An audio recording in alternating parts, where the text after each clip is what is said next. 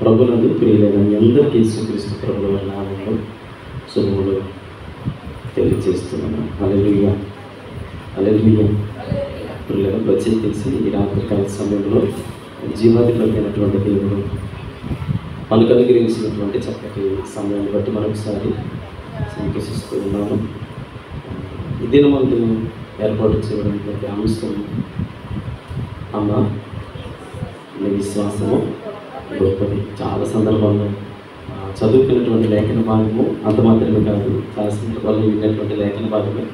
అయితే మరి దీని నుంచి మనం ఏం నేర్చుకుంటాం, లేదా ఈ వాక్య భాగం నుండి మనం ఏం జ్ఞాపకం చేసుకోవాలి అనేటువంటి విషయానికి వస్తే క్లుప్తంగా మేము కొన్ని విషయాలు నేను మీతో పంచుకోవడానికి ఇష్టపడుతూ ఉన్నాను. మత్తయి సువార్త 15:28 జ్ఞాపకం చేసుకుంటూ ఉన్నాం. అమ్మని విశ్వాసము గొప్పది అనేటువంటి మాటను ముందు ఉంచడానికి ఇష్టపడుతూ ఉన్నాను. అయితే గతించినటువంటి వారము నాకు ఇవ్వబడినటువంటి అంశం ఏంటంటే ఆయన రక్తములో లేనిది భయం, ఆయన రక్తంలో భయం అనేది లేదు అనే అంశాన్ని మనం జ్ఞాపకం చేసుకున్నాం. యేసుక్రీస్తు ప్రభువు వారు దేనికి కూడా ప్రాణం అర్పించడానికి కూడా భయపడలేదు అని మనము జ్ఞాపకం చేసుకుంటూ మరి ఈ వారపు వాక్య సందేశానికి వచ్చేటప్పటికి యేసుక్రీస్తు ప్రభువు వారు మరి ఆయనలో ఉండేటువంటి కొన్ని రకాలైనటువంటి లక్షణాలు మేము పెట్టడానికి ఇష్టపడుతూ ఉన్నాను. చూడండి, ప్రత్యేకించి 21వ వచనాన్ని కూడా మనం జ్ఞాపకం చేసుకుందాం. యేసు అక్కడి నుండి బయలుదేరి తూరు సీదోను ప్రాంతములకు వెళ్ళగా ఇదిగో ఆ ప్రాంతం నుండి కనాను స్త్రీ ఒకటి చాలు. ఇక్కడ మనము జ్ఞాపకం చేసుకుంటున్నప్పుడు 21వ వచనం కానీ లేదా మరి మనం చదవబడినటువంటి లేఖన భాగం 28వ వచనాన్ని మనం కొన్ని విషయాలు 21 నుంచి 28 వచనాల వరకు మధ్య వచనాలన్నీ కూడా మనం కంపేర్ చేసుకొని చూస్తే దేవుడు ఏ విషయాన్ని తెలియచేయాలనుకుంటూ ఉన్నారు, అసలు ఆయన మనసులో ఉండేటువంటి ఆలోచన విధానాలు ఏంటి, ఈ రాత్రికాల సమయంలో మనము ఆ లేఖన భాగం నుండి ఏ విషయాలు నేర్చుకోబోతున్నామని ఆలోచన చేస్తే ఇక్కడ యెరూషలేము నుంచి కనాను అనేటువంటి ప్రాంతం ఏదైతే ఉందో ఇది యేసుక్రీస్తు ప్రభువు వారు ఇదే మొదటిసారి అదే చివరిసారి అనేటువంటి విషయాలు మనం బైబిల్ గ్రంథంలో చూడగలుగుతున్నాం. మీకు అర్థమవుతుందండి. యేసు ప్రభువు వారు తూరు సీదోను ప్రాంతముల మీదుగా కనాను ప్రాంతం అనేటువంటిది ఏదైతే ఉందో అదే మొదటిసారి అదే చివరిసారి, ఇంకెన్నడూ కూడా యేసు ప్రభువు వారు ఆ ప్రాంతము వెళ్ళలేదు అనేటువంటి విషయాన్ని మేము ముందుకు తీసుకొని వస్తూ ఉన్నాను. అయితే ఇక్కడ మనం చదువుతున్నటువంటి 28వ వచనంలో చదువుతున్నప్పుడు యేసుక్రీస్తు ప్రభువు వారు గురించినటువంటి మాట చదివితే నీ విశ్వాసము గొప్పది, నీవు కోరినట్టే నీ కవులుగాక అని యేసు ప్రభువు అనడానికి ముందు అసలు ఏం జరిగింది, ఈ వీరి యొక్క ఇరువురి మధ్యలో జరిగినటువంటి సంభాషణ ఏంటి అని ఆలోచన చేస్తే యేసు అక్కడి నుండి బయలుదేరి తూరు సీదోను ప్రాంతములకు వెళ్ళగా ఇదిగో ఆ ప్రాంతముల నుండి కనాను స్త్రీ ఒకటి, ఏ స్త్రీ అట, కనాను స్త్రీ ఒకటి వచ్చి యేసు ప్రభువుతో మాట్లాడుతున్నట్లుగా మనం చూడగలుగుతున్నాం. ఈ తూరు సీదోను ప్రాంతాలు అనేవి ఎక్కడైతే ఉన్నాయంటే యెరూషలేముకి సరిహద్దు ప్రాంతాలు. ఇప్పుడు యెరూషలేముకి సరిహద్దు ప్రాంతాలు ఏవైతే ఉన్నాయో ఆ సరిహద్దులు దాటిన తర్వాత ఆ పక్కనే ఉండేటువంటి ప్రాంతాలు. ఫర్ ఎగ్జాంపుల్ మనకి భారతదేశం ఏదైతే ఉందో, ఇండియా మ్యాప్ ఏదైతే ఉందో దానికి సరిహద్దు ప్రాంతాలు, భారతదేశం ఇండియా దాటిన వెంటనే ఒక పక్క బంగ్లాదేశ్ సరిహద్దు ఉంది, మరొక పక్క నేపాల్ ఉంది, మరొక పక్క పాకిస్తాన్ ఉంది, ఇంకొక పక్క అంటే మనకి ఈ సముద్రము ప్రాంతము నింపబడి ఉంది. అంటే ఈ శ్రీలంక అనేవి అవి సరిహద్దులకు అవతలు ఉండేటువంటి ప్రాంతాలు. సరిహద్దులు దాటి మనకు వెళ్ళేటువంటి పరిస్థితులు ఎప్పుడు వస్తాయి అని అంటే పెద్దగా వాటితోటి అంత ఇంపార్టెన్స్ అనేది ఉండదు. యేసు ప్రభువు కూడా యెరూషలేము దాటి ఎప్పుడు కూడా తూరు సీదోను ప్రాంతాల్లో ఎప్పుడు కూడా నివాసము చేయలేదు. యేసు ప్రభువు యెరూషలేముకి ఇచ్చేటువంటి ప్రాధాన్యత ఏదైతే ఉందో, తన బిడ్డలకు ఇచ్చేటువంటి ప్రాధాన్యత ఏదైతే ఉందో దాని మీద ఆయన మనసు పెట్టినట్లుగా మనం లేఖన భాగాల్లో చూడగలుగుతూ ఉన్నాం. అది యేసు ప్రభువు కూడా అనేక సందర్భాల్లో సంభాషణ చేసినట్లు చూడగలుగుతూ ఉన్నాం.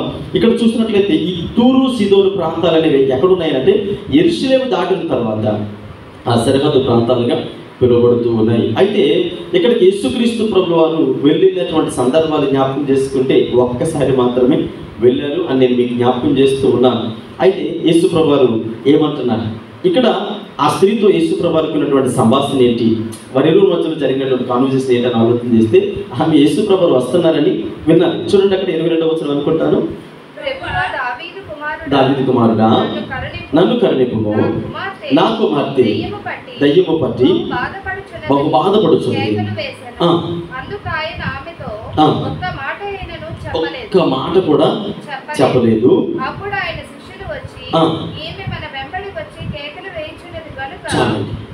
ఇది ఒకసారి జ్ఞాపకం చేసుకోండి. యేసు ప్రభు వారు ఆ కనాను ప్రాంతం అనేది ఎన్నిసార్లు వెళ్ళారని చెప్పాను? ఒక్కసారి. బైబిల్లో ఆ తర్వాత కానీ ఆ ముందు కానీ ఎప్పుడు కూడా యేసు ప్రభు వారు వెళ్ళలేదు. అదే ఫస్ట్, అదే లాస్ట్. మీరు జ్ఞాపకం చేసుకోండి, బైబిల్ గ్రంథంలో ఎలా ఉందనంటే ఆయన చిత్తము లేకుండా ఏది కూడా జరగదు, లేదా ఆయన ప్రణాళిక లేకుండా ఎక్కడ కూడా ఏ విషయం కూడా సంభవించదు. అంటే ఈరోజు యేసుక్రీస్తు ప్రభువు వారు ఒకానొక సమయంలో అంటారు, ఒకరి తలలో ఒక వెంట్రుకు రాలిపడాలన్నా, ఒక వెంట్రుకు తెల్లగానైనా నల్లగానైనా మారాలన్నా ఎవరి చిత్తం ఉండాలి? దేవుని చిత్తం ఉండాలి. ఆయన చిత్తం లేకుండా ఏది జరగదు. అంత మాత్రమే కాదు, నా తలంపులు అంటే మనుషులకి దేవునికి ఉండేటువంటి వ్యత్యాసం అనేది ఆయన పర్టికులర్గా వివరిస్తూ ఉన్నారు. అయితే ఈ కనాను ప్రాంతం అనేది ఒక్కసారి వెళ్ళారు, ఇంకెన్నడూ కూడా వెళ్ళలేదు. నిజానికి యెరూషలేము నుండి కనాను ప్రాంతానికి దాదాపుగా 80 కిలోమీటర్ల దూరం. ఎన్ని కిలోమీటర్లు? 80 కిలోమీటర్ల దూరము. ఆనాటి కాలంలో యేసు ప్రభు వారు ఒక గాడిదను తయారు చేసుకొని, లేదా ఒక గుర్రబండి తయారు చేసుకొని, లేదా ఒక నాటుబండి తయారు చేసుకొని, ఇంక వేరే వేరే వెహికల్స్ తయారు చేసుకొని 80 కిలోమీటర్లు వెళ్ళలేదు.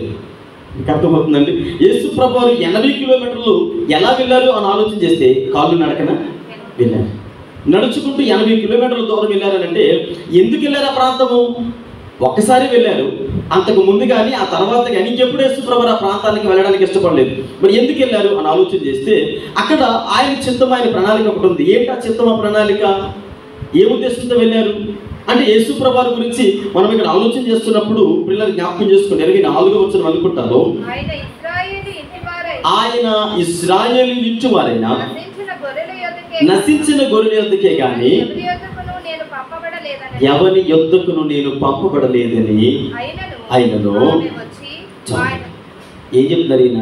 అమ్మా, ఈరోజు దేవుని మందిరంలో కూర్చున్న మనందరితో యేసుక్రీస్తు ప్రభువు వారు సూటిగా మాట్లాడే మాట ఏంటంటే, నువ్వే ఉద్దేశంతో దేవుని సన్నిధికి వచ్చావో నాకు తెలియదు, ఏ దృక్పథంతో ప్రార్థన చేస్తూ ఉన్నావో దేవుని సేవకుడిగా నేను గ్రహించలేదు. కానీ 80 కిలోమీటర్ల కాళ్ళు నడకను వెళ్ళినటువంటి యేసుక్రీస్తు ప్రభువు వారు ఒక స్త్రీ, ఒక అన్య స్త్రీ, ఆమె అత్యాసక్తితో పరిగెత్తుకొని వచ్చి, దావీదు కుమారుడా, అయ్యా నీవు గొప్ప కార్యములు చేయగలిగిన దేవుడు అని నీ గురించి నేను విన్నానయ్యా అని తన గురించి తను చెప్పుకుంటూ తన కుమార్తె యొక్క బాధను వెళ్ళబుచ్చుతూ ఉంది. అంటే తన కుమార్తెని వెంట పెట్టుకుని రాలేదు. కానీ ఎక్కడుంది తన కుమార్తె? మేబీ నేను కూడా దగ్గరలోనే, తన ప్రాంతం కనానిత ప్రాంతం కాబట్టి ఇంట్లోనే ఉండుండొచ్చు, సమీపంగా ఉండుండొచ్చు. వచ్చి నా కుమార్తెకి దయ్యం పట్టిందయ్యా, అది వదిలిపోలేనటువంటి దయ్యం, కాబట్టి ఒకసారి నా కుమార్తె గురించి ఆలోచించారంటే ఆయన అంటారు, ఇదిగో నేను వచ్చింది మీలాంటి వారి కోసము, ఆమె నీకోసం కాదు పర్టికులర్ గా. ఈరోజు దేవుని సన్నిధిలో ఉండి ప్రార్థన చేస్తున్నటువంటి ఎవరైతే ఉన్నారో మీకోసం కాదు యేసు ప్రభు వచ్చారు. ఎవరి కోసం వచ్చారంట? చదువు 24వ వచనం, ఇశ్రాయేలీయులు ఇంటి వారై నశించిన గొర్రెల యొద్దకే గాని నేను మరి ఎవరి యొద్దకును పంపబడలేదు. మరి పంపబడకపోతే 80 కిలోమీటర్ల దూరం ఎందుకు కాళ్ళు నడక నడిచి వచ్చి ఉంటారు? అర్థమవుతుందండి? ఒకవేళ ఆయన చిత్తము ఆ ప్రాంతం మీద లేకపోతే, ఒక ప్రత్యేకమైన ప్రణాళిక లేకపోతే 80 కిలోమీటర్లు ఏ ఉద్దేశంతో నడుచుకొని వచ్చారు? ఏదైనా ఆలోచన ఉందా? ఈరోజు నేను దేవుని సన్నిధిలో ఆయన బిడ్డగా, ఆయన కుమార్తెగా, కుమారుడిగా నేను అంగీకరిస్తున్నానంటే ఖచ్చితంగా ఏదో ఒక ప్రణాళిక ఉంటుంటారు. హల్లెలూయా, హల్లెలూయా. ఆలోచన చేయండి. 80 కిలోమీటర్లు వచ్చినటువంటి ఈయన ఇక్కడ మాట్లాడుతున్నటువంటి ఒక చక్కటి మాట ఏంటంటే, ఇక్కడ మనం జ్ఞాపకం చేసుకుంటున్నప్పుడు కొద్దిగా ఆలోచించదగినటువంటి విషయము, కొద్దిగా విచిత్రమైనటువంటి విషయం. పిల్లలు జ్ఞాపకం చేసుకోండి. వేరే మిగిలినటువంటి సువార్తలు మనం జ్ఞాపకం చేసుకుంటే ఆయన గలిలయ సముద్రానికి దగ్గరలో, ఆ సముద్ర ప్రాంతంలో ఉన్నారట. మిగతా సువార్తలు, మార్కు సువార్త కానీ లూకా సువార్త కానీ మనం చదువుతున్నప్పుడు అక్కడ ఏమన్నదంటే ఆయన సముద్ర ప్రాంతము, సముద్రానికి పక్కన గలిలయ ప్రాంతంలో, ఈ సముద్ర ప్రాంతాల ఒడిన ఆయన సంచరిస్తూ ఉన్నాడు. అంటే ఇక్కడ మనం సముద్ర ప్రాంతంలో ఉన్నప్పుడు ఆ సువార్తలు తెలియజేస్తున్నటువంటి సందర్భాలు అక్కడి నుంచి మనం జ్ఞాపకం చేసుకుంటే, అక్కడి నుంచి దాదాపు ఎన్ని కిలోమీటర్లు తెలియజేస్తాను? 80 కిలోమీటర్లు రోడ్డు ప్రయాణం ద్వారా. సరైనటువంటి మార్గాలు లేవు, సరైనటువంటి సౌలభ్యకరమైనటువంటి పరిస్థితులు లేవు. అయినా యేసు ప్రభు వారు అక్కడికి వచ్చినట్లుగా మనము జ్ఞాపకం చేసుకుంటూ ఉన్నాం. జ్ఞాపకం చేసుకుంటూ ఎందుకు అంత శ్రద్ధ ఆయనకి? ఏమంటే ఎందుకు యేసు ప్రభు వారికి అంత శ్రద్ధ? అంత శ్రద్ధ తీసుకొని, అంత ఆసక్తి కలిగి ఆ ప్రాంతానికి దేని కొరకు నడుచుకుంటూ వచ్చారు, సమయాన్ని వెచ్చించారు. అంటే 80 కిలోమీటర్లు నడవడానికి ఎంత టైం పట్టి ఉంటుంది? నేను అనుకుంటాను ఉదయం బయలుదేరితే సాయంత్రం అయిపోయింది, ఒక 17 గంటలు లేదా 12 గంటలు గడిచి ఉండొచ్చు. 80 కిలోమీటర్లు నడవడానికి ఎంత సమయం పడుతుంది? ఒక రోజు ఒక పూట పట్టి ఉండొచ్చు కదా.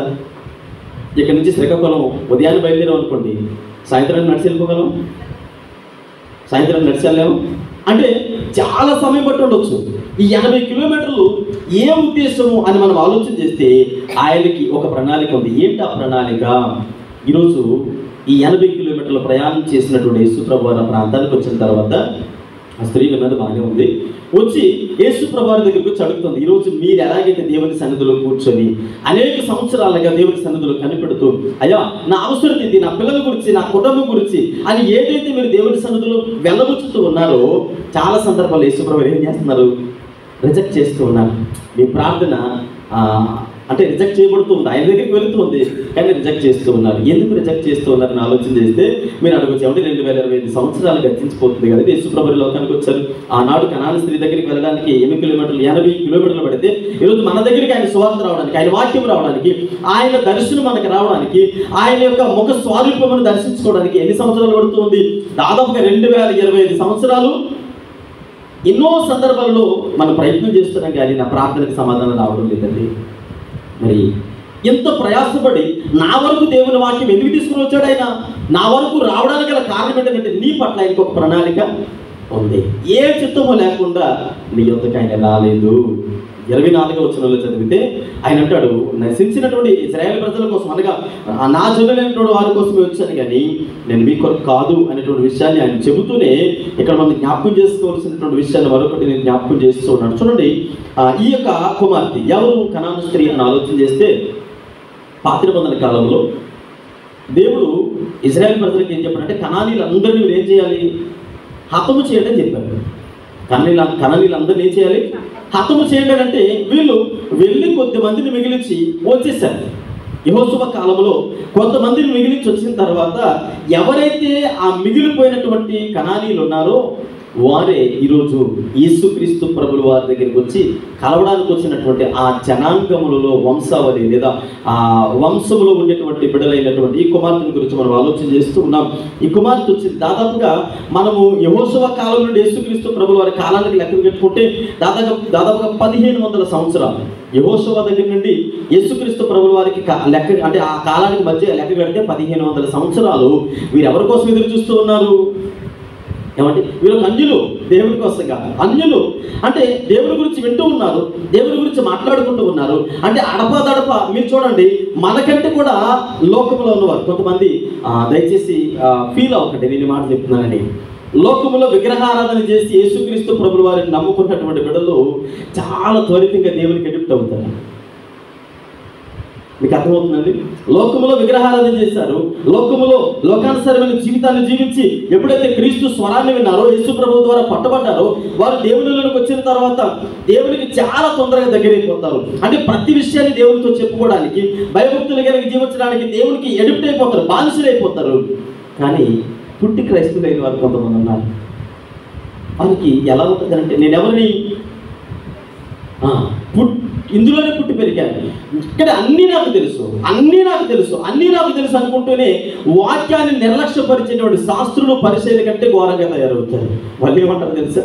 ఒకవేళ ఎవరైనా వాక్యం చెప్తే చిన్నప్పటి నుంచి అంటున్నా, ఇది మనకు తెలియని విషయం కాదంటారు. చిన్నప్పటి నుంచి విన్నావు కరెక్టే, నీ జీవితానికి ఏమైనా ఉపయోగం ఉందా? అదే అన్య జనాంగం గురించి వేరుపరచబడిన వాడు ఎలా ఉంటాడంటే, అయ్యా నాకేమీ తెలియదు, ఇది జీవం కలిగిన దేవుని వాక్కు. ఈ కనాను స్త్రీ 1500 సంవత్సరాలుగా వారి వంశాలను కొనసాగుతూ ఉన్నాయి. అంటే వారి భిక్ష, ఎవరి భిక్ష? ఇశ్రాయేలు జనాంగం వేసినటువంటి భిక్ష. ఆ రోజు యెహోషువ కనానీల మీద దాడి చేసినప్పుడు సంహరించుంటే అసలు శాసం అనేది లేకుండా ఉంటే, ఇదివరకు నేను ఒకసారి మీకు తెలియజేశాను శాసం గురించి. శాసం అనేది లేకుండా నేలమట్టం చేస్తుంటే కనానీలు అనేవారు కనబడేవారు. ఇశ్రాయేలు జనగమన దేవుని బిడ్డలు ఉంచినటువంటి ఆ భిక్ష శాసనం ఏదైతే ఉందో, మిగిలినటువంటి వారు అమ్మో ఈ దేవుడు జీవము కలిగిన దేవుడు, ఆశ్చర్య కార్యాలు చేసేటువంటి దేవుడు, గొప్ప కార్యాలు చేసేటువంటి దేవుడు అని ఆయన గురించి ఏం చేస్తుందట విని ఇప్పుడు యేసు ప్రభువు ఆ ప్రాంతానికి వచ్చారని తెలుసుకున్న వెంటనే పరుగున వచ్చేసింది. కూతుర్ని ఎక్కడ వదిలిపెట్టింది? దయ్యం పట్టిన కూతుర్ని ఇంట్లో వదిలిపెట్టింది. వీపు కట్టుకొని వచ్చిందా? ఇంట్లో వదిలిపెట్టేసింది. వదిలిపెట్టి వచ్చి యేసు ప్రభు దగ్గరికి వచ్చి, అయ్యా నా కూతురికి దయ్యం పట్టేసయ్యా. ఎవరి స్త్రీ? ఒక అన్య స్త్రీ, మిగిలినటువంటి శాసము. ఇప్పుడు ఈ యొక్క 1500 సంవత్సరాల నుంచి కనిపట్టినటువంటి స్త్రీ ఎవరిని పలుకుతుంది? దావీదు కుమారుడా, దావీదు కుమారుడా నన్ను కరుణించు. ఈమె ఇశ్రాయేలీ జనాంగమునికి చెందినటువంటి కుమార్తె కాదు, కానీ ఒక అన్య జనాంగమునికి చెందినటువంటి కుమార్తె దేవుని సహాయాన్ని అర్జిస్తున్నట్లుగా మనం జ్ఞాపకం చేసుకుంటున్నాం. ఏం చేస్తుంది? కేకలేస్తుంది, అరుస్తూ ఉంది. నిజానికి ఆ ప్రాంతానికి వెళ్ళడం మొట్టమొదటిసారి. చూసిన వాళ్ళందరూ కూడా చాలా విచిత్రంగా చూస్తారు. అన్య ప్రాంతం కనుక వెనకతలో వచ్చినటువంటి శిష్యులు కూడా, అమ్మా నువ్వు ఆగమ్మా తల్లి, ఆయన ఇబ్బంది పెట్టకు అని చెప్పుండొచ్చు. మరి ఆమె కేకలు వేసినప్పుడు యేసుక్రీస్తు ప్రభు వారు ఏమన్నారంటే, తన మరి యేసు ప్రభు చెప్పినటువంటి మాట చూడండి ఒకసారి. విషయాన్ని మనం జ్ఞాపకం చేసుకుని అయ్యింది చదవండి. పిల్లల రొట్టె తీసుకొని చాలండి. యేసు ప్రభు వారు చెప్పినటువంటి మాట ఏంటంటే, ఇక్కడ అమ్మా నేను ఎవరి కోసం వచ్చాను? 24 వచ్చాను. నేను ఎవరి కోసం వచ్చాను? ఆయనకి ఒక పర్టిక్యులర్ జనాంగం అనేది ఉంది. నేను వాళ్ళ కోసమే వచ్చాను, నశించినటువంటి ఇశ్రాయేలీల కోసమే వచ్చాను అని చెప్పాడు. ఒకవేళ ఇశ్రాయేలీల కోసమే వస్తే 80 కిలోమీటర్లు నడిచి వెళ్ళవలసినటువంటి పరిస్థితి ఏంటి అని ఆలోచన చేస్తే ఆయన పక్షపాతి కాడు అని మనకు అర్థమవుతుంది. ఓకే, ఇక్కడికి వచ్చిన తర్వాత నశించిన గొర్రెల కోసం వచ్చినని చెప్పినటువంటి ఆయన మరి ఈమె దగ్గరికి ఆ ప్రాంతానికి ఎందుకు వెళ్ళాలంటే ఆయన ఉద్దేశం ఒకటి ఉంది. అంటే ఇక్కడ మనం జ్ఞాపకం చేసుకుంటే ఈరోజు చాలా సందర్భాల్లో నిరుత్సాహానికి గురవుతున్నటువంటి మీతో దేవుని సేవకుడిగా ఒక విషయం చెప్పాలనుకుంటూ ఉన్నాను. నీరసిల్లిపోతూ బాధపడుతూ వేదన చెందేటువంటి చాలా హృదయాలు దేవుని సన్నిధిలో ఉన్నాయి. అయ్యా నా జీవితంలో కార్యం జరగట్లేదయ్యా, నేను ప్రార్థన చేస్తూ ఉన్నాను, నేనేమైనా ప్రార్థనకి అతీతం కాదు, దేవుని వదిలిపెట్టడం లేదయ్యా, దేవుని సన్నిధిలో ఎంతో ఏడుస్తూ ఉన్నానంటే యేసు ప్రభువుని నీ ప్రార్థన రిజెక్ట్ చేయడానికి కారణం ఒకటి ఉంది. ఏంటా కారణం అంటే నీకు పరీక్ష పెడుతూ ఉన్నాడు. హల్లెలూయా. ఏంటా పరీక్ష అంటే అది పరుగు వస్తే అమ్మాయి వచ్చిన వెంటనే ఏమనలేదు ఆయన. ఆ వచ్చిన వెంటనే అంటాడు, నేను నీ కోసము కాదు, నువ్వు ఒక అన్యస్తుడివి, నీ కోసం కాదు, నేను ఎవరికి వచ్చాను? నశించినటువంటి ఇజ్రాయేలీలో గొర్రెలు, నశించే గొర్రెలు ఎవరైతే ఉన్నారో వారి కోసం వచ్చాను అనగానే ఆవిడ మొట్టమొదటిగా అవమానించబడింది, కృంగిపోయింది. అదే యేసుప్రభు కోసం నేను చాలా గొప్పగా ఉన్నానే. ఈరోజు చాలా మంది అపోహలవే. దేవుని మందిరానికి వచ్చిన వెంటనే యేసుప్రభు సూట్ కేసు పెట్టుకొని అలా ₹1,00,000 ఇచ్చేస్తాడు అనుకుంటారు. వచ్చిన వెంటనే యేసుప్రభు కార్యాలు చేస్తారనుకుంటారు. వచ్చిన వెంటనే యేసుప్రభు ఆశీర్వదించేస్తాడు, యేసుప్రభు మా అబ్బాయికి ఉద్యోగం ఇస్తాడు, పెళ్లి జరిపించేస్తాడు అంటే వచ్చిన వెంటనే ఇచ్చాడని కాదు. కనాని స్త్రీ వచ్చిన వెంటనే పొగడబడింది, అవమానించబడింది. ఈరోజు దేవుని సన్నిధికి వచ్చిన తర్వాత నిన్ను పరీక్షించకుండా అలా తీసుకొచ్చి సింహాసనం మీద కూర్చోబెట్టి దేవుడు మన దేవుడు కాదు. అందుకని ఇక్కడ మనం జ్ఞాపకం చేసుకుంటే చూడండి, తనకి పరీక్ష ఎదురైంది. పరీక్షలు ఎదురవ్వకుండా విజయాలు అనేవి మనం సాధించలేమని జ్ఞాపకం చేస్తూ ఉన్నాను. పిల్లల యేసు ప్రభువుని పెట్టే పరీక్ష ఏంటంటే నేను అనుకుంటాను 160 కిలోమీటర్లు, 80 × 80, 80 + 80 ఎంత? ఇటు 80 కిలోమీటర్లు. మళ్ళా యేసు ప్రభు మరి ఎన్నడూ అక్కడికి రాలేదు, ఒక్కసారి వచ్చారు. అంటే ఇటు నుంచి వెళ్ళేటప్పుడు 80 కిలోమీటర్లు, అటు నుంచి వచ్చేటప్పుడు ఎవరి కోసం వెళ్ళాడు ఈయన? ఒక కనాను స్త్రీ జీవితంలో కార్యాలు జరిగించడానికి. ఈరోజు ఇక్కడికి వచ్చిన కారణం ఏంటో తెలుసండి? మీరు అనుకుంటున్నారేమో, నేను ఈ మందిరానికి వెళుతున్నానండి, నేను ఈ మందిరములో విశ్వాసనండి, నేను ఈ మందిరములో సోయించండి. నీవు రాలేదు, నీ కొరకు ఆయనే పరలోక మహిమను విడిచిచ్చాడు. హల్లెలూయా.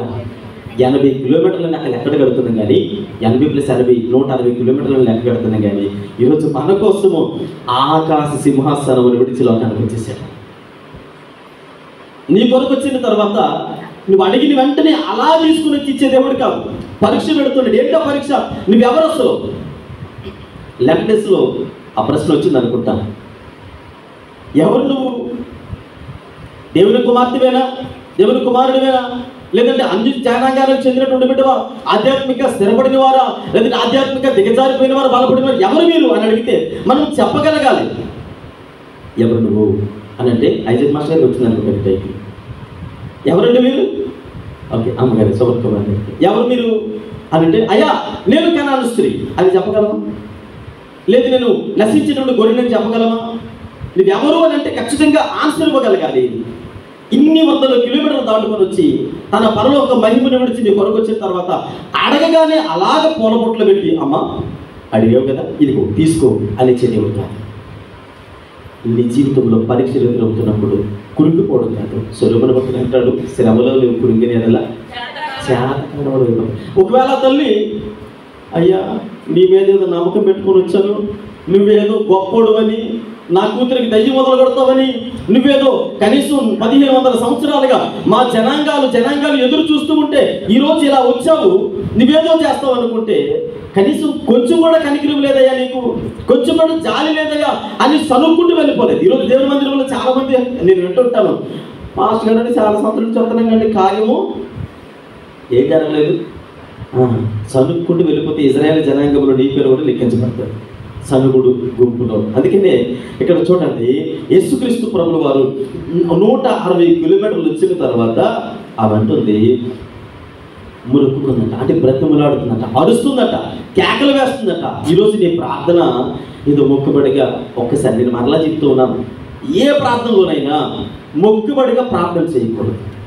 మొక్కుబడిగా చేసేటువంటి ప్రార్థన, నేను ఇప్పుడు మన ప్రసాద్ గారితో, మన కన్వీనర్ గారితో కాన్వర్సేషన్ ఒక విషయం గురించి మాట్లాడుతూ ఆయన ఒక విషయాన్ని తెలియజేశారు. కాబట్టి నాకు తెలిసినటువంటి ఒక పెద్ద ఆయన ప్రార్థన చేశారట. ఆయన చక్కగా మీటింగ్లో ప్రేయర్ ఇచ్చారట. ప్రార్థనిస్తే ప్రార్థన చేసినట్ట, ప్రార్థన చేస్తూ అరగంట, 45 నిమిషాలు, గంట, అంటే ప్రసంగం కంటే ప్రార్థన వెళ్ళిపోతుందట. ప్రార్థన వెళ్ళిపోతుంటే ఇక వెనకతలు కూర్చున్న వాళ్ళు అర్థం అవ్వక మధ్యలో ఆమేన్, హల్లెలూయా, స్తోత్రం అంటారు కదా, అలాగా ఈ ఆమేన్ అనే పదం అప్పుడు దాకా రాలేదు. పాపం వెనకతలు ఉన్న వ్యక్తి ఒక ఆయనేమో ప్రార్థనలో విస్తారంగా వెళ్ళిపోతుంటే కొంతమంది నిద్రైపోతున్నారు, కొంతమంది తిరుగుతున్నారు. అందులో ఒక ఆయన సడన్గా ఆమేన్, అదిగో అదే మర్చిపోయాను, ఆమేన్ అన్నాడట. ఏమంటే ఏం మర్చిపోయాడు? ప్రార్థన ఆమేన్ అంటే మర్చిపోయాడట. అంటే ప్రార్థన అనేది మొక్కుబడిగా చేస్తూ ఉంటే మనకి దానికి మొదలేదో చివరేదో ఏం తెలియదు, ఇంకా అలాగ వెళ్ళిపోతూ ఉంటుంది. వెళ్ళిపోతున్నప్పుడు అంటే ఎప్పుడు చేయాలి ప్రార్థన, ఎక్కడ చేయాలండి? యేసుక్రీస్తు ప్రభువు వారు అన్నారు, నీవు ప్రార్థించినప్పుడు రహస్యమందు తలుపేసుకొని గంటల తరబడి చేయి, తప్పులేదు. కానీ నలుగురిలోకి వచ్చినప్పుడు అందరూ చూడాలని, శాస్త్రుల పరిసరికి అదేగా చెప్పారు, అందరూ చూడాలని విస్తారమైనటువంటి ప్రార్థనలు. ఇది చూడండి, కొన్ని పండుగలు అవుతుంటాయి. నాకు చిన్నతనం నుంచి ఇవన్నీ బాగా అలవాటు కాబట్టి, ఫలానా రాజుగారు 100 రూపాయలు ఇచ్చారు కాబట్టి వారి భార్య దీవించబడింది కాక, వారి పిల్లలు దీవించబడింది కాక, వారి కుటుంబం, దీని ఏమంటే తెలిసింది చదివింపులు అంటారు. ప్రార్థన అనేది మన పదాలు వర్ణించడానికి, అంటే కొంతమంది ప్రార్థన చేసేటప్పుడు బుక్ లాంగ్వేజ్ ఉపయోగిస్తారు. అంటే కొన్ని డిస్ట్రిక్ట్స్ లాంగ్వేజ్ వర్ణనాతీతంగా వాడిన తర్వాత అదే శ్రేష్టమైనటువంటి ప్రార్థన అనుకుంటారు. నేను అంటాను, నీవు హృదయపూర్వకంగా 2 మొక్కలు చెప్పినా చాలు. అయ్యా ఇదిగో విరిగి నలిగిన హృదయం, ఈరోజు చదవడం లేఖన కీర్తనలో చదివాం కదా, విరిగి నలిగిన హృదయం నీకు ఇష్టమైనటువంటి బలియాగం. ఇక్కడ ఈ స్త్రీ వచ్చి విస్తారంగా ప్రార్థన చేసిందా? గంటల తరబడి ప్రార్థన చేసిందా? యేసు ప్రభువు వారు ఇన్ని కిలోమీటర్లు నడుచుకుని వెళ్తే పరుగులు వచ్చేసి కేకలేస్తుంది, అరుస్తుంది, బ్రతిమలాడకూడదు. అయ్యా నాకు ఒక్కసారి దృష్టి వచ్చాను, కొంచెం ఒక్కసారి కనికరించవా. ఎక్కడ ఏడవాలో ఏమండి, ఎక్కడ ఏడవాలో అక్కడే ఆడవాలి, ఎక్కడ బ్రతిమలాడాలో అక్కడే బ్రతిమలాడాలి, ఎక్కడ అడగాలో అక్కడే అడగాలి. సమయము సందర్భం లేకుండా ఎక్కడైనా బైబిల్ గ్రంథంలో అలా కేకలు వేసినట్టుందా? అలా కేకలు వేసిన వారిని ఏమన్నా తెలిసింది? ఆమోసు గ్రంథం అంటారు, పిచ్చి కేకలు వేయకూడదు అనేది మాట్లాడుతున్నారు. చూడండి, ఇక్కడ మనం జ్ఞాపకం చేసుకుంటే ఈ స్త్రీ పరుగు వచ్చేసి అయ్యా 160 కిలోమీటర్లు ఇటు అటు పరిగెట్టుకొని శ్రద్ధ తీసుకుని ఆసక్తి కలిగి వచ్చినట్టు యేసుక్రీస్తు ప్రభువు వారి దగ్గరికి వచ్చి ఆయన చూస్తూ బ్రతిమలాడుతుందట. అయ్యా బ్రతిమలాడుతూ హృదయపూర్వకంగా బ్రతిమలాడుతుంటే యేసు ప్రభువు అన్నారు, అమ్మా ఇది కుదరదు, ఇది ఎవరిది? ఈ రొట్టె ఇశ్రాయేల్ అనగా మరి గొర్రె పిల్లల రక్తం, అంటే గొర్రె పిల్లల కొరకు ఇచ్చాను నేను. మరి కుక్క అనేటువంటి మాట మరి చాలా భయకంపితమైన, కొద్దిగా మనసుని గాయపరిచేటువంటి మాట, చాలా మనసుని గాయపరుస్తున్నటువంటి మాట మనం జ్ఞాపకం చేస్తే, ప్రార్థన చేసేటప్పుడు బ్రతిమలాడేటప్పుడు విసుక్కోకూడదు. ఒకసారి ప్రార్థన చేస్తాం, ఇంట్లో ఒకసారి ప్రార్థన చేస్తాం, ఉద్యోగం కావాలను ఇది ఏంటన్నాను, ప్రార్థన చేసిన తర్వాత రేపు ప్రార్థన చేస్తాం, ఎల్లుండి వదిలేస్తాం ఆ విషయాన్ని. ఎన్నిసార్లు చేస్తాం? 2 సార్లే. మరలా 3వసారి ఒకవేళ పొరపాటున ఆ ప్రార్థన మొన్న చేసింది కదా మరలా ప్రార్థన, దీన్ని ఏమంటారు? విసుక్కోవడం అంటారు. విసుక్కోకుండా, బైబిల్ గ్రంథంలో ఏముందంటే యేసుక్రీస్తు ప్రభువు అంటే విసుక్కోకుండా, అంటే విసగక పదే పచాలు ప్రార్థన చేస్తే ఆ యజమానుడట ఆ విధవరాలు యొక్క ఆ ప్రార్థన చూసి, మనవను చూసి యజమానుడు హృదయం కరిగించబడిందట. ఆ విధవరాలకు చేయవలసినటువంటి న్యాయమును సమకూర్చి, అయ్యా ఇదిగో ఈమె బాధ ఏంటో చూడండి అని చెప్పేసి లోకాసు వార్తలు మనం జ్ఞాపకం చేసుకుంటాం. విసగక ప్రార్థన చెయ్యాలి. యేసు ప్రభు వారి దగ్గరికి వస్తే, అమ్మ మొట్టమొదటిగా వినండి, నేను నీకోసం రాలేదమ్మా అన్నారు. వెంటనే గుండెలకు వేలు మంది, అదేంటయ్యా నువ్వేదో చేస్తామని వస్తే నా కోసం కాదంటారేంటి, సరే అని ఊరుకుంది. రెండో విషయాన్ని జ్ఞాపకం చేసుకుంటే, ఇక్కడ డైరెక్ట్గా ముఖం మీద ఆయన అంటారు, ఇది పిల్లల కోసము, కుక్కలకి పిల్లల నుండి తీసి కుక్క పిల్లలకి బయట యుక్తము కాదు అనేటువంటి విషయాన్ని మనం జ్ఞాపకం చేసుకుంటాం. పిల్లల ఇక్కడ విసుక్కోకుండా ప్రార్థన చేసినటువంటి బిడ్డలు కొంతమంది ఉన్నారు, వారి పేరు చెప్పేసి ముందుకు వెళ్తాం. జ్ఞాపకం చేసుకోండి. ఎవరు అని అంటే మనకు తెలుసు, యాకోబుని నన్ను వదిలేదా బాబు అన్నాడు దేవుడు. వదిలేమన్నాడు కదా, వదిలేశాడా? పోతే పనులను వదిలేశాడా? విసుక్కోలేదు, ప్రార్థన చేశాడు. సొలొమోను కూడా దావీదు దగ్గర నుండి చూశాడు కనుకనే, దావీదు యొక్క భక్తి జీవితాన్ని చూశాడు కనుకనే సొలొమోను కూడా తన తల్లి కొంగుచాటు బ్రతికినప్పటికీ దేవుని దగ్గరికి వచ్చి అడిగాడు. ఏంటంటే దేవుడికి తెలుసు, సొలొమోనుకి తెలుసు దేవుడు ఎలాంటి వాడో. అడిగాడు, అయ్యా నాకు జ్ఞానం కావాలి, దేవుడు ఇచ్చాడు. మూడవది, దావీదు కూడా విసుక్కోకుండా ప్రార్థన చేశాడు. ఉదయము సాయంత్రము అలా ప్రార్థన చేస్తూనే ఉన్నాడు, దేవుడు స్తుతిస్తూనే ఉన్నాడు. దేవుడు విసుక్కుంటాడేమో అనే ఆలోచన దావీదుకి రాదు, విసుక్కోకుండా ప్రార్థన చేస్తాడు. ఇంకా మనం జ్ఞాపకం చేసుకుంటే ఇక్కడ ఈ విధవరాత్రి గురించి జ్ఞాపకం చేసుకుంటూ విసుక్కోకుండా ప్రార్థన చేస్తుంది. దేవుని యొక్క చక్కటి ప్రతిఫలను పొందింది. బైబిల్ గ్రంథంలో ఇద్దరు రెండు సందర్భాలలో ఇక్కడ యేసుక్రీస్తు ప్రభువు వారు అన్నారు. రెండు సందర్భాలు ఏమన్నారంటే నీ విశ్వాసము గొప్పదని రెండు సందర్భాలు అన్నారు. ఎక్కడెక్కడ అన్నారంటే అదే మత్తయి సువార్త 8వ అధ్యాయంలో ఒకసారి అన్నారు, 15వ అధ్యాయంలో ఒకసారి అన్నారు. 8వ అధ్యాయంలో శతాధిపతి అయినటువంటి ఒక ఆయన ఉన్నాడు, 100 మందికి అధిపతి. ఆయన మత్తయి సువార్త 8వ అధ్యాయంలోకి వచ్చినప్పటికీ ఆయన అన్నాడట, ఏమన్నాడు అని అంటే, ఆయన ప్రార్థన చూసి యేసు ప్రభువు అన్నారు, నీ విశ్వాసము గొప్పది అని రెండో ఉపమానంలో మనం జ్ఞాపకం చేసుకుంటూ ఉన్నాము. మరొకటి 15వ అధ్యాయంలో ఈ కనాను స్త్రీ గురించి కూడా మనము జ్ఞాపకం చేసుకుంటూ ఉన్నాము. అంటే పట్టుదల కావాలి. యేసు ప్రభువు వారు చెప్పిన వెంటనే ఒకవేళ ఆమె గాని వెళ్ళిపోయి ఉంటే, నేను క్షమించయ్యా పొరబడి వచ్చాను అని వెళ్ళిపోయి ఉంటే ఖచ్చితంగా ఆమె జీవితంలో కార్యము జరిగేది కాదు. ఈరోజు దేవుని సేవకుడిగా మీతో మాట్లాడుతున్నాను. మీ పిల్లల గురించి పట్టుదల కలిగి ప్రార్థన చేయగలుగుతున్నారా? పట్టుదల కలిగి దేవుడిని ఏదైనా అడగలుగుతున్నారా మీ విశ్వాస జీవితంలో? అంటే ఈ పట్టుదల అనేది విశ్వాసానికి కూడా సాదృశ్యం కనబడుతుంది. అంటే దేవుడు మన దగ్గరికి వచ్చాడు పని కట్టుకునంటే ఖచ్చితంగా కార్యం చేయడానికి అని నమ్మి విశ్వసించినప్పుడు పట్టుదల అనేది విడిచిపెట్టదు. పట్టుదల అనేది చాలా ప్రాముఖ్యమైనది. ఈ స్త్రీ వెంటనే వెనక్కి వెళ్ళిపోలేదు, ఆ శతాధిపతి కూడా వెంటనే వెనక్కి వెళ్ళిపోలేదు. దేవుని సన్నిధిలో పట్టుదల కలిగి అడిగాడు. చూడండి 26వ వచనం చదువుకుందాం. 26వ వచనంలో అమ్మా నిజం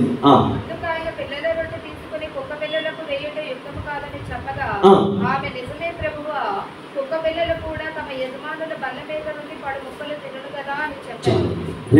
రెండు చోట్ల అవమానించబడింది. ఒకటి, నేను మీకోసము రాలేదు. మరి యేసు ప్రభు కనాను ప్రాంతం ఎందుకు వెళ్ళారు? ఒకటి ప్రశ్న. రెండవది, ఇది పిల్లలు మా కుక్కలకి వెయ్యము. అంటే కుక్క అనగానే నేను కుమారకుల గారిలో అనుకుంటా, కుక్కల గురించి నేను వాక్యం చెప్పాను. అంటే విశ్వాసములకు సాదృశ్యంగా కనబడుతుంది. ఆ తర్వాత ఇక్కడ మనకు కుక్క అని దేనికి సాదృశ్యంగా కనబడుతుందంటే, పిల్లల యొక్క రొట్టెని తీసుకొని కుక్క పిల్లలకు వేటి యుక్తము కాదు అని అంటే, ఇక్కడ ఈమె అవమానించబడిన తర్వాత కురింగిపోయి ఏడ్చుకుంటూ వెళ్ళిపోలేదు, పరీక్షలో నిలబడింది.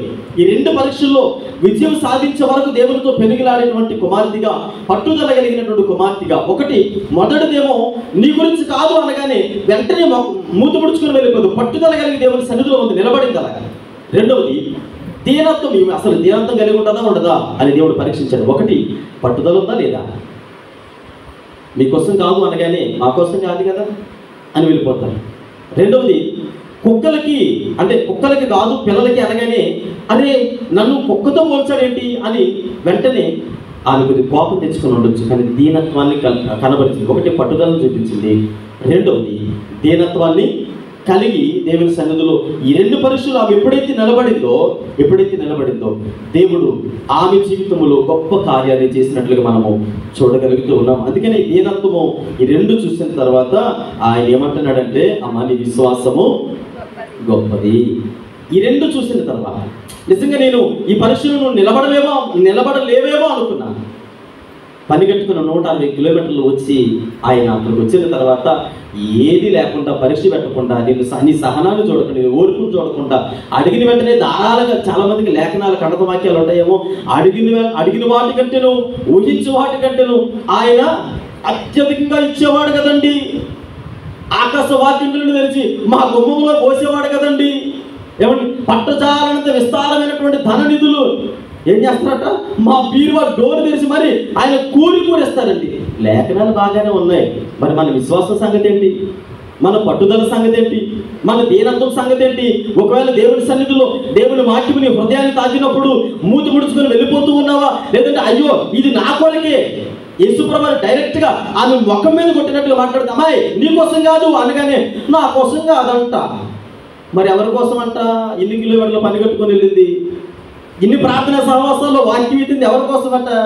మీకోసం కాదా అమ్మా? ఎవరి కోసం? గోడలకి, బాక్సులకి, బెంచీలకి, కుర్చీలకి, మౌతులకి, వీటిగా చెప్పుకునేది. యేసుప్రభు ఎవరి కోసం చెబుతూ ఉన్నారనంటే, అమ్మా నీ కోసం రాలేదంటే, అయ్యా మంచిదే నా కోసం రాలేదు, అయినా నేను నీ సన్నిధిలో ప్రార్థన చేస్తూ పట్టుదల విడిచిపెట్టలేదయ్యా, పట్టుబడుకుంటూ పోరాడుతూ ఉన్నాను. నువ్వు నమ్మగలిగినటువంటి దేవుడు కదా. రెండవది, కుక్క అనగానే నన్ను కుక్క అసలు ఎన్ని కుండ్లు ఉండాలి అసలు? మాది ఈ కనాను ప్రాంతం ఎవరిది? మాది కదా. ఎక్కడి నుండి వచ్చావయ్యా? 50 కిలోమీటర్లు వచ్చి అసలు వెళ్తావా? అడుగు తీసి అడుగుతా, చూస్తాను నీ సంగతి ఏంటి అన్నది. దీనత్వాన్ని కలిగి, అయ్యా కుక్క పిల్లలు కూడా యజమానులు బల్లల నుంచి రాలిపడతాయి కదా, చిన్న చిన్న మొక్కలు. పిల్లలు జ్ఞాపకం చేసుకుంటే ఈ పిల్లల రొట్టె అనేది ఆధ్యాత్మికంగా చాలా దృఢమైనటువంటి పదము. ఈ వాక్య భాగం చదువుతున్నప్పుడు నేను చాలా ధైర్యపరచబడ్డాను. నిజమే, పిల్లల రొట్టు మనం ఆశిస్తాం. పిల్లల రొట్టె అంటే అర్థం ఏంటంటే, చాలా సందర్భాల్లో ఈ కుక్క పిల్లలు రాలినటువంటి మొక్కలు అనేటువంటి విషయం ఏంటంటే, ఆమె తన ఎంత తగ్గించుకుందో ఈ విషయాన్ని నేను మీకు తెలియజేస్తాను. చాలా సందర్భాల్లో మనం దేవుని సన్నిధికి వచ్చిన తర్వాత దేని కొరకు ప్రార్థన చేస్తామంటే, ఆ రాలిపోయినటువంటి మొక్కల కోసం, లేదా పిల్లల రొట్టు గురించి ఆలోచించం. అసలు ఏంటో రాలిన మొక్కలు అంటే, ఉద్యోగం కావాలి, వ్యాపారం అభివృద్ధి చెందాలి, ఆ తర్వాత ఇంకేవేవో సొంతంగా కొన్ని ప్రయోజనాలు, చిన్న చిన్న మొక్కలు. ఈ ప్రయోజనాల కోసమే చూస్తాం తప్ప దేవుని సన్నిధిలో గట్టిగా పట్టుదల కలిగి దీనత్వం కలిగి దేవుని సన్నిధిలో ఉన్నాం. చూడండి, ఇక్కడ మనం జ్ఞాపకం చేసుకుందాం. 2వ పేతురు రాసిన పత్రిక 1వ అధ్యాయం 4వ వచనం చదవండి. 2వ పేతురు పత్రిక 1వ అధ్యాయం 4వ వచనం చదవండమ్మా. పేతురు రాసిన 2వ పత్రిక. ఆ మహిమ గుణాతిశయములను ఆయన మనకు అమూల్యములను అత్యధికములనైన వాగ్దానములను అనుగ్రహించి ఉన్నాడు. దురాశను అనుసరించడం వలన లోకమందున్న భ్రష్టత్వమును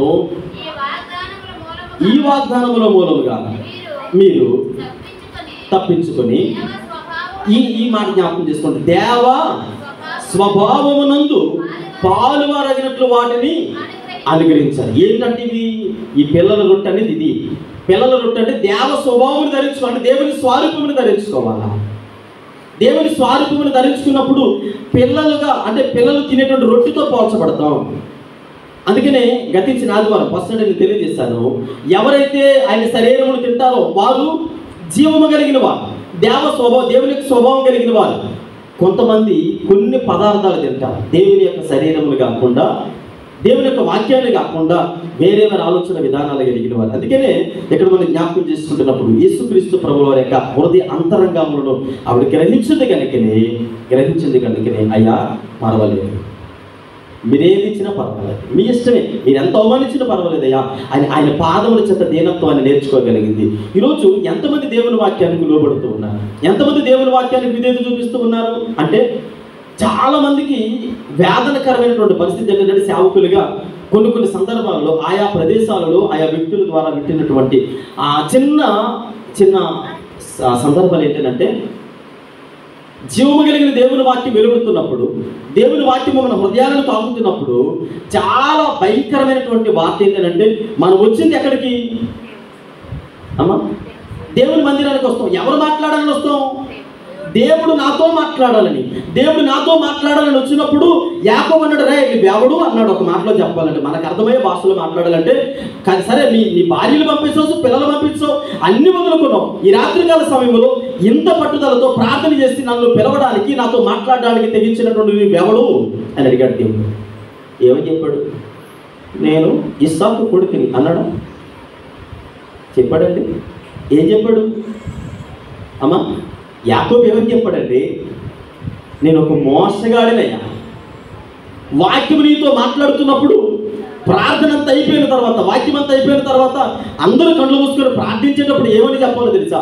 దేవుని వాక్యం నేను గద్దిస్తున్నప్పుడు, నీతో మాట్లాడుతున్నప్పుడు, అయ్యా నేను ఫలానా అది చెప్పగలిగేటువంటి భక్తి లేనప్పుడు నువ్వు ఎన్ని సంవత్సరాలు దేవుని సన్నిధిలో ఉన్నా అది నిరుపయోగమైందే. అందుకని దేవుని సన్నిధికి వచ్చేది.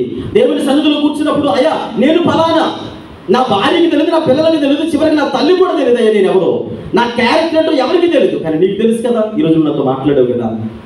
ఇది నా యాటిట్యూడ్, ఇది నా గుణ లక్షణాలు, ఇది నా భక్తి జీవితము, ఇది నా రోత బ్రతకని దేవుని సన్నిధిలో చెప్పగలగాల. యాకోబు ఒప్పుకున్నాడు కదా, ఆయనకంటే గొప్ప వాళ్ళ మనం. నేను మోసగాడినయ్యా, పనికి మానున్నయ్యా, జక్క ఒప్పుకున్నాడు కదా. ఇవన్నీ తెలిసిన పేర్లే, కానీ ఒప్పుకోగలిగే స్వభావం ఎవరిలోనైతే ఉంటుందో వారు కనికరించబడతారు. ఒప్పుకోము. 4 దుప్పట్లు వేసుకొని కప్పేసుకుంటాం. ఈరోజు నా కోసమే చెప్పాడు, ఏ పని పాటు లేదండి ఆయనకి అంటారు. ఏ పని పాటు లేదు, నాకు కాదు, ఎవరికి? నిన్ను ఏర్పాటు చేసుకున్నాడు కనుక, నిన్ను పిలుచుకున్నాడు కనుక, నిన్ను తయారు చేసుకున్నాడు కనుక, నిన్ను సరిచేయవలసినటువంటి బాధ్యత ఆయనకు ఉంది కనుక ఆయన అంటాడు, సాకలు అని సబ్బు వంటిది కదా ఆయన వాక్యం, ఎవరి కంసాలు అని శుద్ధి వంటిది కదా.